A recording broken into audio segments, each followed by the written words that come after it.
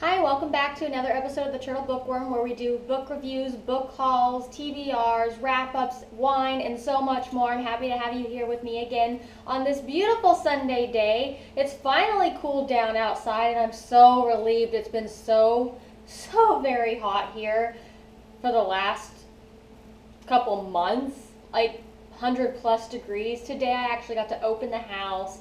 I don't have the air on, and it's beautiful, and I'm so excited that it's finally starting to cool down. So on today's episode, we're going to be doing our August wrap-up. In August, I actually read eight books. July, I thought it was pretty awesome reading 6, but this month, for whatever reason, I ended up with 8. So that's probably my best month ever, and I'm super excited to talk about it.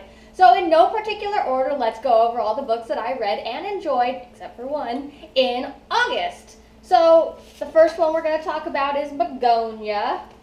Begonia was a very awesome book that was very strange. It did take about 80 pages or so for me to get into, but once that spot hit, this book was awesome. It's currently on loan. As you can see, I only have the book jacket to one of my good friends, and I hope she's enjoying it. She's had it for a while, and I'm calling her out on it. I hope you're reading this book. It gets better, I promise. The first 80 pages are very slow, but then it picks up, and it's weirdly fantastic. This book was a fun, awesome, short, easy read. I really like this. Me and my girlfriend April have decided that once a quarter we're going to read a book that is also currently a movie or a show, and we are going to watch it together. So for this quarter we did Meet Earl and the Dying Girl. Oh my gosh, hilarious. This book is laugh out loud funny. If you like dark, inappropriate humor, this book is definitely for you. Dark, inappropriate humor is definitely up this girl's alley, and I cannot say enough about this book. I read a couple excerpts to my husband, and he thought it was the funniest thing he had ever heard, and he's going to watch the movie with us, so I'm excited about that. So April, we're going to have company when we watch this one. I can't wait to share that moment with you. If you haven't already read this, and you enjoy off-color type humor that involve coming of age, finding yourself, and all things teenagery that are kind of behind the scenes, but we all know happens, but nobody really talks about. This book is for you. It's really awesome. Fun, sweet, hysterical, great read. Meet Earl and the Dying Girl. Jesse Andrews. I should probably start telling you the authors of these. So this is the book that almost made it to the did not finish list. I seriously had to force myself to read it, and that book is Time's End. So I discovered Time's End on Sasha Alsberg's channel, the book Utopia. She had done a meet and greet somewhere, I think it was off in Scotland when she was over there, and one of her fans had recommended this read.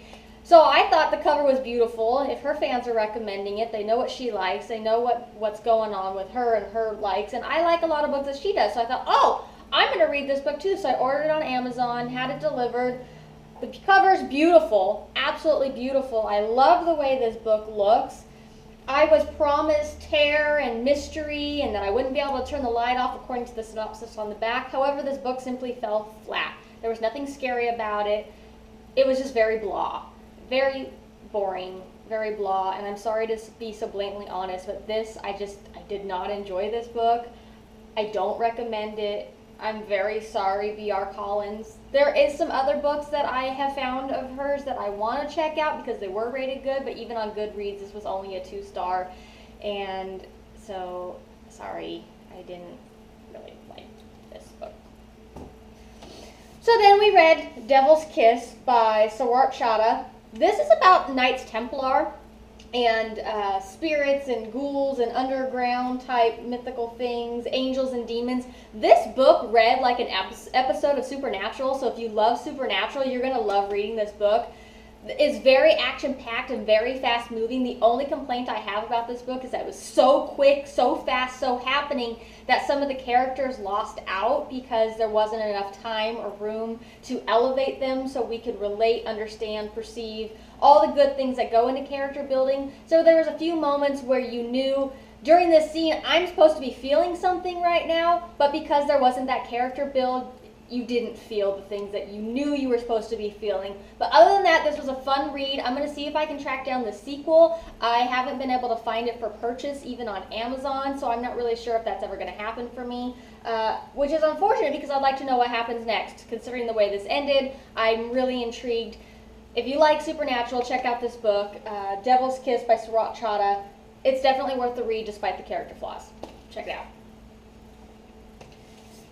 We read Undertow. I loved this book. I did a review on this book already, so I'm not going to talk a whole lot about it other than, yes, awesome. And I did pre-order. It comes out in February, the sequel to this. I think it's called Riptide. Looking forward to that in February. Undertow.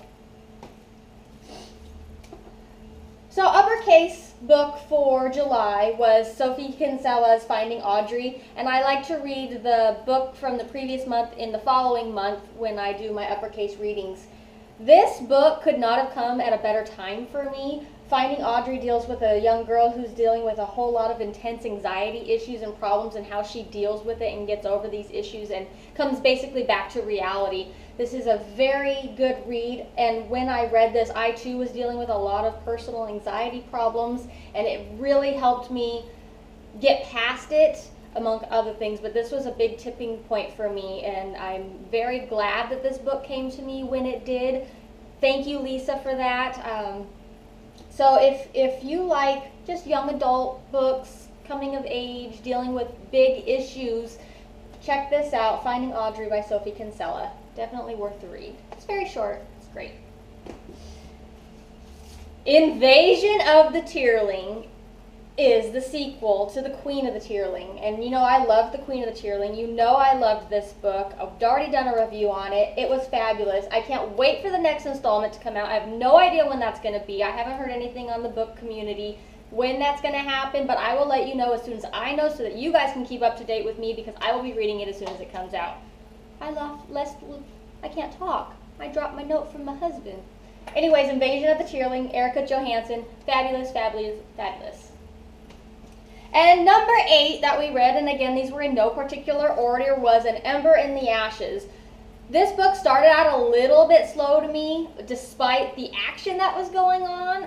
It just kind of dumped you right into the story, and there was so much going on that I was having a hard time following it.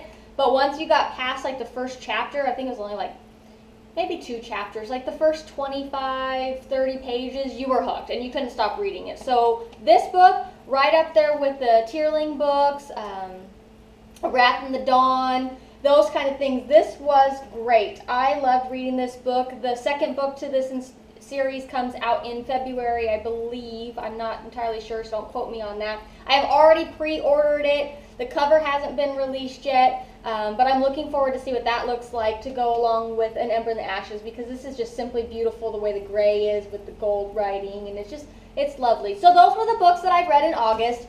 I'm curious to hear what you read about in August. Give me a list down below. Maybe there's something I haven't read that sounds really awesome, or you have a recommendation you would like me to read in the upcoming months.